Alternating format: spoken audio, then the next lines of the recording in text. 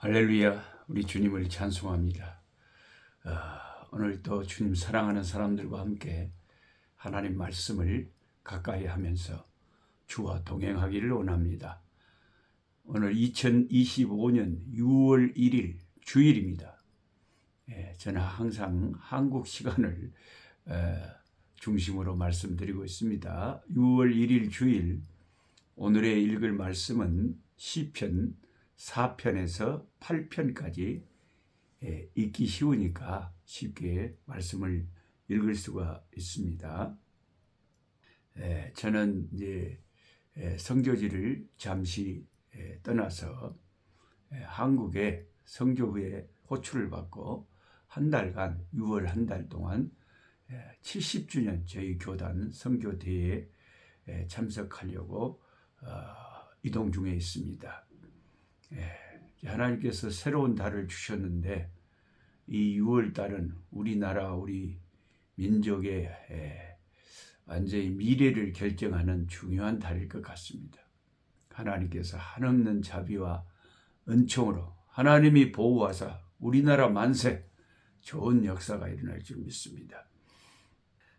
사람이 무엇이기에 저를 생각하시나이까. 시편 8편 4절에는 다윗이 자신과 함께 해주시고 끝없는 은혜를 베푸시는 하나님의 은혜가 너무 감사하여 하늘을 우러러 그렇게 고백합니다. 시편 8편 4절을 함께 읽어볼까요? 사람이 무엇이기에 주께서 그를 생각하시며 인자가 무엇이기에 주께서 그를 돌보시나이까. 사람이 무엇이간데 주께서 저를 생각하시며 인자가 무엇이간데. 참 은혜스러운 이 시편의 말씀을 가지고 찬양을 하는 것이 진짜 이게 찬양이에요. 하나님 말씀을 가지고 찬송하고 하나님 말씀을 붙잡고 기도하고 천지를 지으신 천하 만무 우주를 지으신 삼라만상의 주인이신 그분이 이 참 미미한 우리들, 저도 가끔 그런 생각이 들어요. 요즘 나이가 들어가니까 그런지 모르지만 이러다가 갑자기 그냥 심장마비가 와버리고 갑자기 그냥 숨이 턱 막혀서 죽어보면 파리 목숨 같은 거 아닌가 그런 생각이 들어요.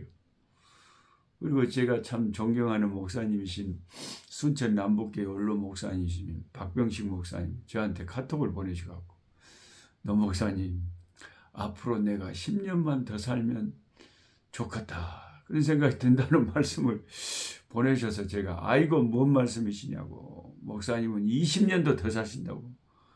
이제 겨우 75세인데 저는 95살에 저 경남 김해 무척산 그 꼭대기 올라갈 지금 버킷리스트를 지금 훨씬 목사님보다 건강도 안 좋은 빼가 이 교통사고로 10개나 불러진 저지만 그런 생각을 하고 있는데 목사님 그리 건강하신데 앞으로 20년 30년은 더 짱짱하게 사실 것이니까 걱정하지 마시라 그랬는데 사람이 살다 보면 됐잖아. 우리가 너무 인생이 미미하구나 하찮구나 참 먼지 같구나 그런 생각이 들잖아요. 옆에서 귀한 또 믿음의 동지들 하나님이 갑자기 그냥 막 데리고 가버리시고 그런 거 보면은 아이고 나도 언젠가 하나님이 갑자기 데리고 가버리겠다 그런 생각이 들 때도 있잖아요. 그 사람이 무엇이간데 이 미미한 우리들을 주께서 생각을 해주신 참말일까? 참말이단게요. 믿어지지 않은 사실. 진짜 하나님이 나를 돌보시고 하나님이 나를 생각하실까? 내가 무엇이라고? 이게 진짜 은혜스러운 말씀이에요. 다윗은 우리가 무엇이라고 친구처럼 연인처럼 늘 생각해 주시고 돌보아 주시는 다윗은 하나님이 너무 감사해서 이렇게 시를 적고 있습니다. 물론 성경에서 인자, 인자가 무엇이간데, 인자라는 단어는 이 땅에 오신 하나님의 아들을, 예수 그리스도를 지칭하여 쓰인 경우가 대부분입니다.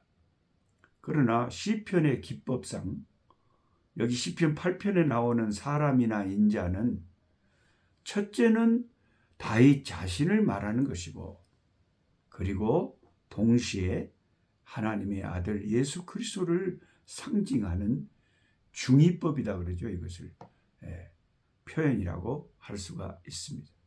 두 가지를 다 말씀하고 있다는 거죠. 제가 같이 성경 공부하신 분들 제가 가끔 요 연탄길 이야기해서 들은 말씀이지만, 목사님 저 말을 또 하네 그럴지 모르지만 좋은 이야기는 또 들어보는 것도 괜찮아요. 그리고 처음 또 참여하시는 분들이 있기 때문에 그렇게 이해하시기 바랍니다. 연탄길이라는 책에 유명 작가가 된 이철환 집사님, 그 이철환 집사님의 간증 책이 저한테 또 있거든요. 참 신앙이 좋으신 분인 것 같아요. 자기가 이명으로 예배 시간에 목사님 설교가 귀에 잉잉잉 울리고 저녁에 잠을 못 자고 귀에서 계속 뭐 새 자르는 소리 막 이런 게 들린대요.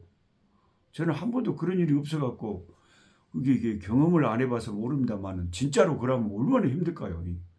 근데 이철환 집사님 그것 때문에 그렇게 힘들었대요. 그 예배 시간에도 너무 힘들어서 차마 예배당 안에 있지를 못하고 밖에 나와서 밖에서 목사님 설교를 들으려고 애를 쓰고 그만큼 힘드셨대요.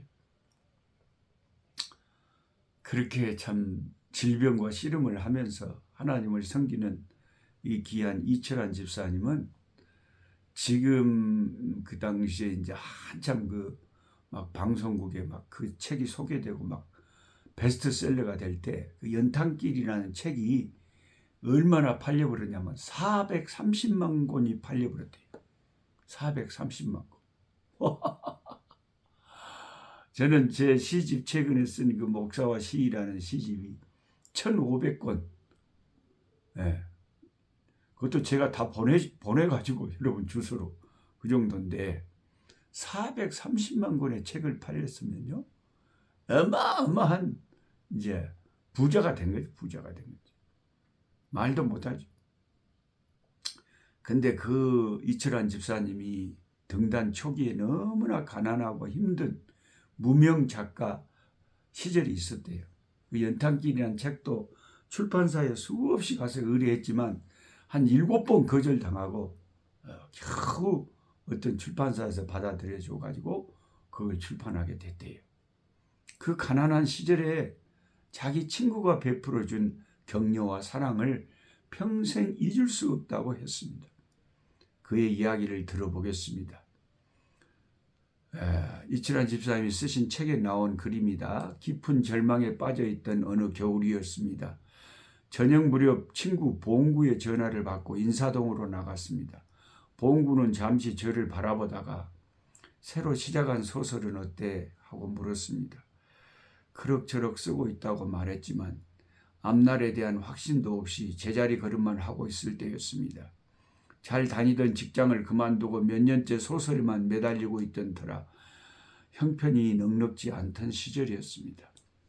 어둑할 무렵 봉구와 함께 인사동 길을 걸었습니다. 길가 한쪽에서 한 할머니가 강아지를 팔고 있었습니다. 와, 예쁘다. 봉구가 호들갑을 떨며 강아지 앞에 쪼그려 앉았습니다. 싸게 드릴 테니 한 마리 사가라고 할머니가 말했습니다. 할머니가 건넨 말에 봉구는 멋쩍게 웃기만 했습니다. 할머니 죄송한데요. 차 마시고 밥 먹느라 돈을 다 써버렸어요.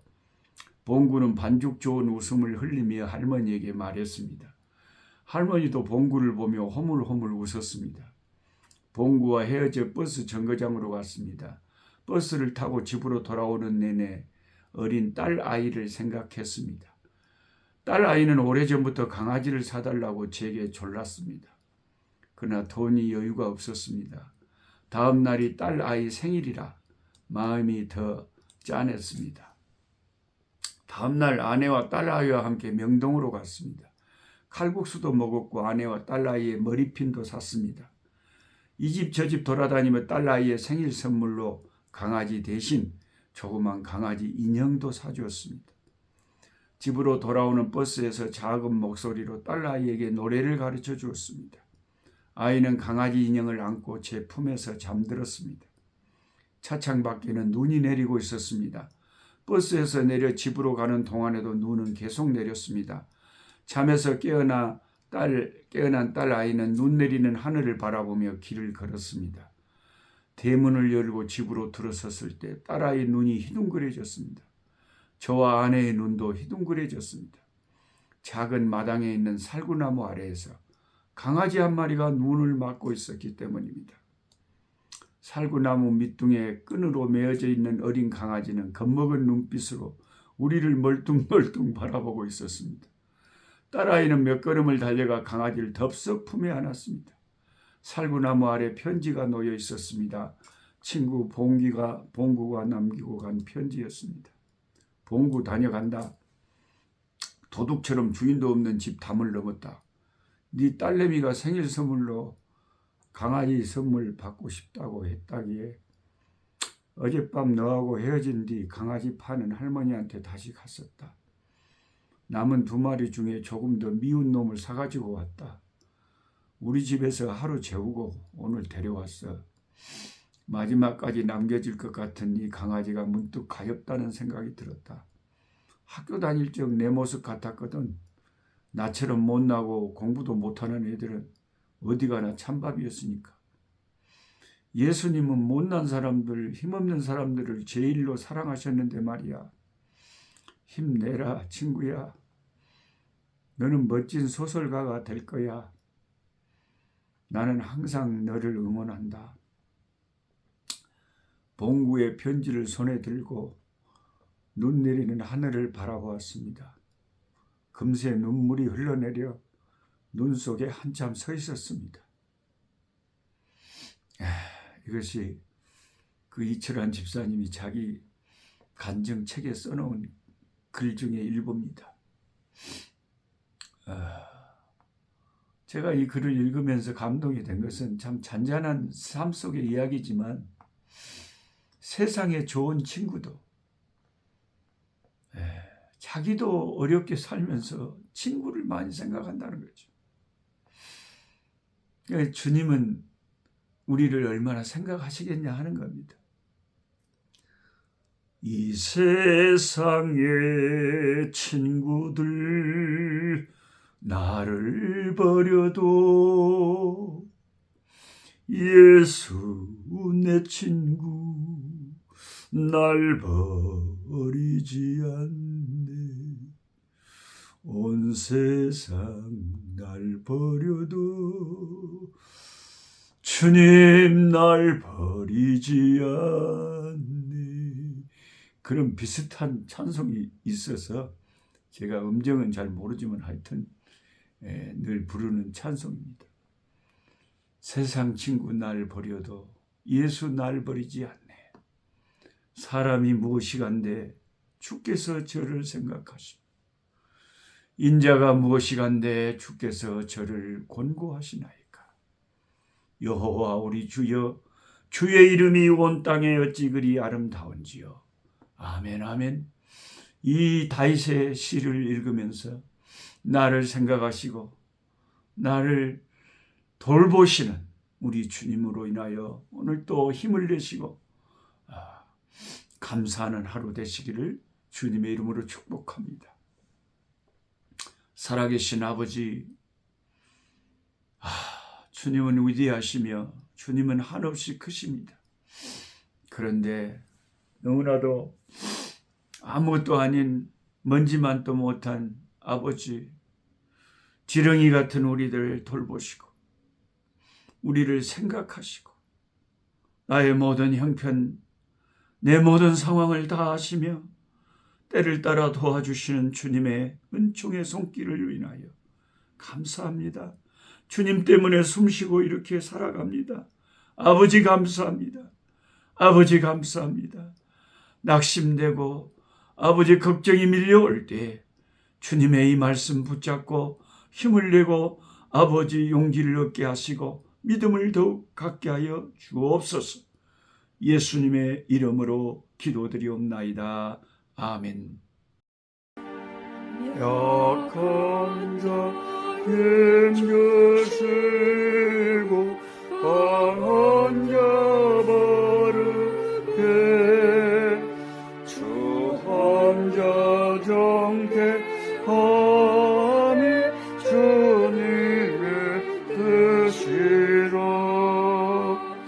해 아래 압박 있는 곳 주 거기 계셔서 그 팔로 막아 주